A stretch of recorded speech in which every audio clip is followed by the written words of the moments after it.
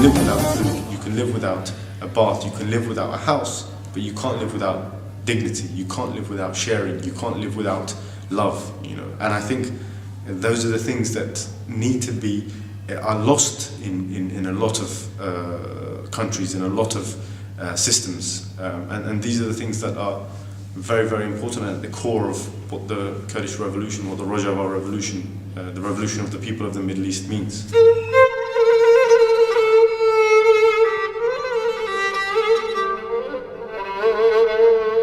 Democratic confederalism is a system developed by the Kurdish leader, the PKK leader Abdullah Öcalan. It's a system that rejects nation-statism and is an alternative to nation-statism in the Middle East. It's a system without borders. It's predicated on the organization of communities from the bottom up in the form of democratic assemblies, in the form of neighborhood assemblies, women's organizations, youth organizations, economic cooperatives, which build up to make democratic autonomy, which then lots of democratic autonomous regions make up the democratic confederalism. Let's say you have a problem with your water supply. The people will try to resolve it at the local level. So people will have a direct impact. The people living on a certain street or a road will have a direct impact on their own street and resolve their own problem themselves. Because there's assemblies at every level as well, people are always in the decision-making process. So you cannot say you do not have enough qualified politicians, because everybody is a politician. And they're looking at all these alternatives. For example, Linux is the only system which has Kurdish on it. So a lot of Kurds prefer using Linux, for example, which automatically then democratizes the Kurdish people as well through using Linux, because it's an open source. I mean, other things like Bitcoin are being discussed, I've heard. These are all things that I've heard. I haven't specifically seen it. But again, with the principles and the philosophy of this movement, of this revolution, these are all things that will be preferred over other closed, hierarchical or capitalistic products or sources.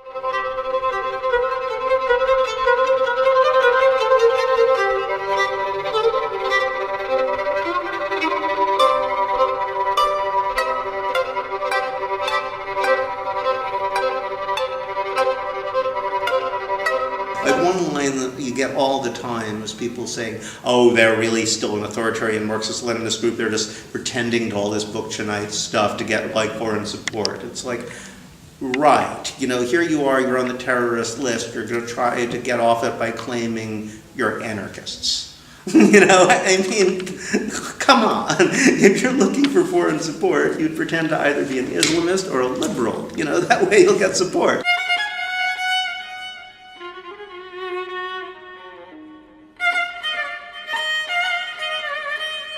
Yeah, so there's three levels of the economy. There's the war economy, there's what they call the open economy, which is a traditional market, bazaar economy, which has existed for thousands of years, and there's the cooperative sector, which is what they're trying to develop. They have academies where they offer sort of 6-week courses on how to do democratic self-management in the economic sector. Unfortunately, so many resources are, well, they have one, let's put it this way, they have one major advantage and one major disadvantage.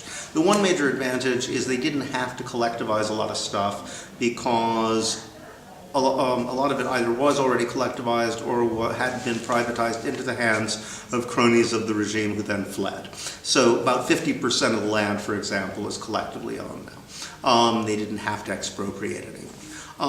However, so that's their advantage. The disadvantage is so many resources have to be put into the war effort. So we were at a cooperative, you know, sewing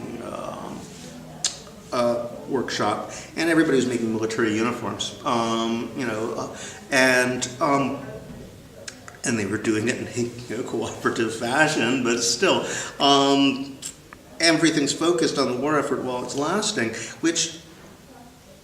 So they can talk about their kind of long-term vision of gradually building up the cooperative sector and the idea of ecological industrialism to it gradually replaces everything else. You can't get rid of capitalism unless you get rid of the state, and you can't get rid of the state unless you get rid of patriarchy. But instead of saying, therefore, let us get rid of capitalism, and then eventually the state will wither away, and gradually, of course, patriarchy will follow of its own accord. They realize that's not how it works. That's not going to happen. So we're going to do it the other way around.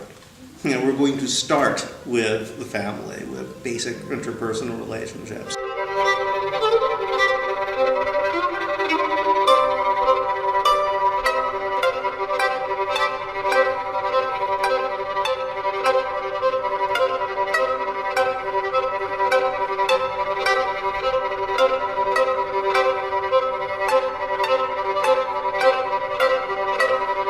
Nothing has really been given to Kurdish women. I mean, they had to actually get everything through struggle.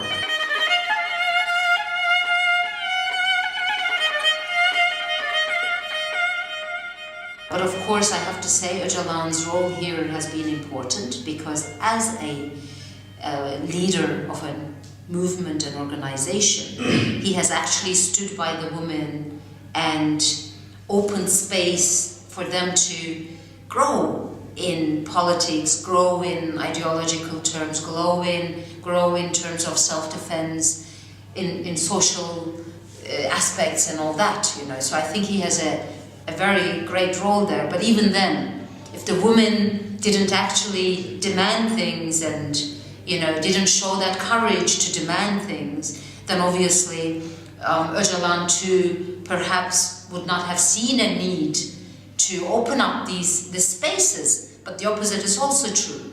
We don't see many leaders who are actually opening up ideological, self-defense, social, economical, or whatever areas for women's organizations. So there is this that's why there's such a strong bondage between Öcalan and the Kurdish women as well. So in that sense, of course, this struggle meant many things, like the very people who resisted actually the tortures in the infamous Diyarbakir prison was the woman. Firstly, it was the woman who was killed, for example, in Paris, Sakine Cansız.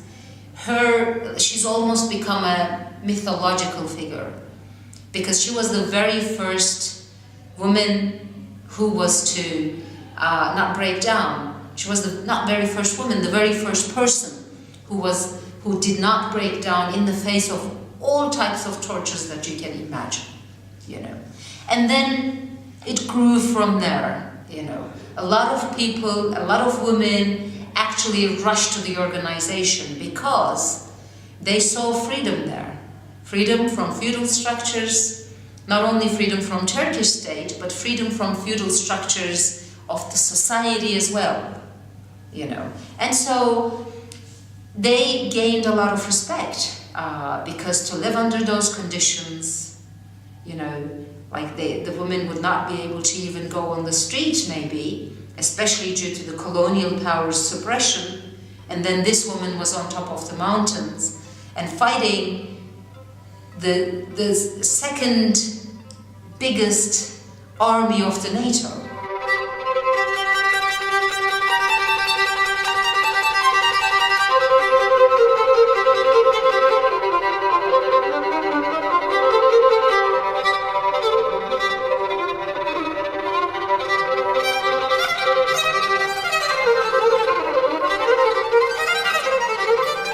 At the time, I remember PKK was demanding the whole Kurdistan to be united, all four parts of the Kurdistan to be united.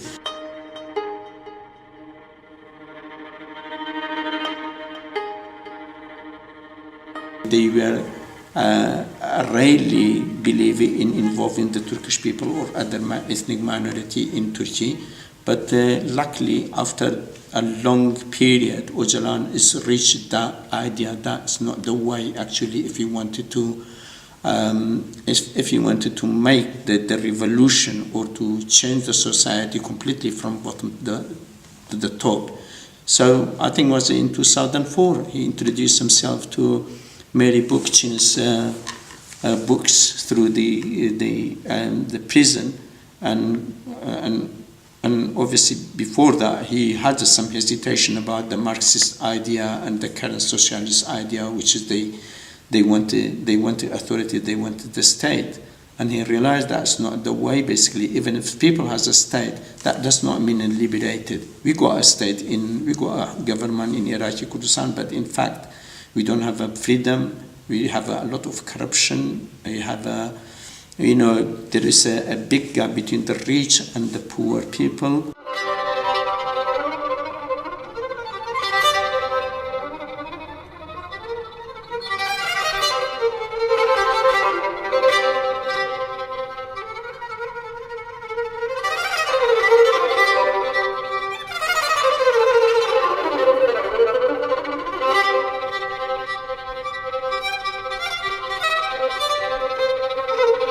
What you want to think about the PKK historically, in the present, I think the kinds of things that Öcalan is saying are crucially, they're very important things that need to be heard if peace in the region is going to be achieved.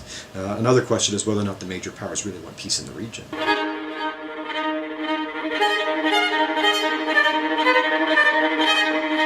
The Turkish state's way of approaching things is to say that this is a terrorist group. This is the PKK. It's a terrorist group, and they're taking advantage of the situation.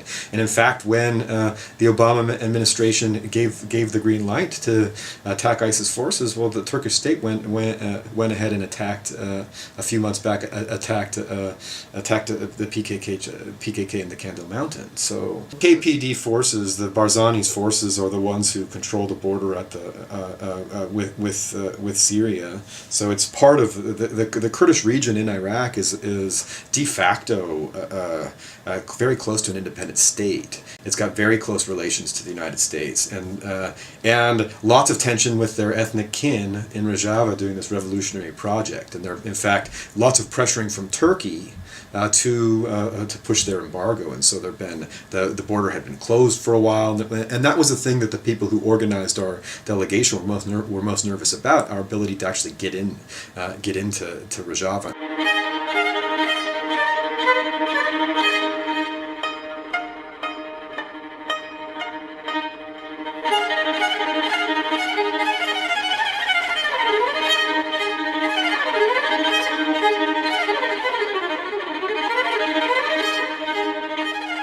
Any future development of the wider Kurdistan region is going to be of great interest, economic interest, to Western countries as well.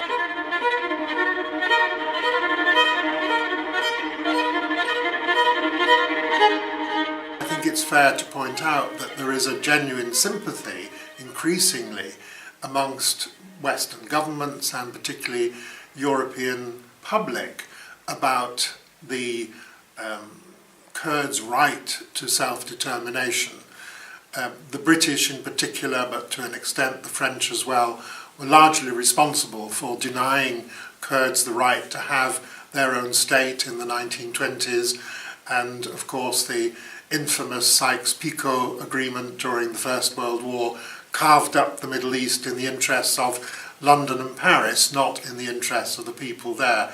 So there is a certain guilty conscience maybe, and people beginning to realise in Britain and maybe in France that it's time that the Kurds were given a greater say in their own future and possibly to have an independent state at some stage.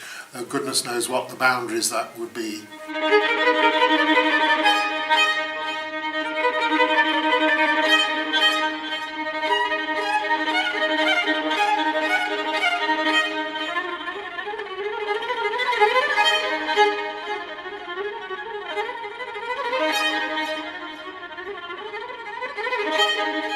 A confederation of Kurds, Arabs, Syrians, Armenians, Turkmens, Armenians and Chechens freely and solemnly declare and establish this charter.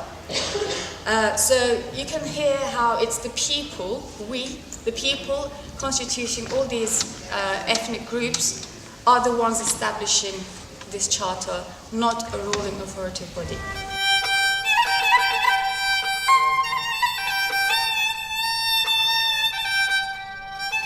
There are many ways in which you can reach the Kurds, starting off from where you are, the countries you're in. All over Europe, there's a population of Kurdish people and community representations of Kurdish people who you can find and work with them.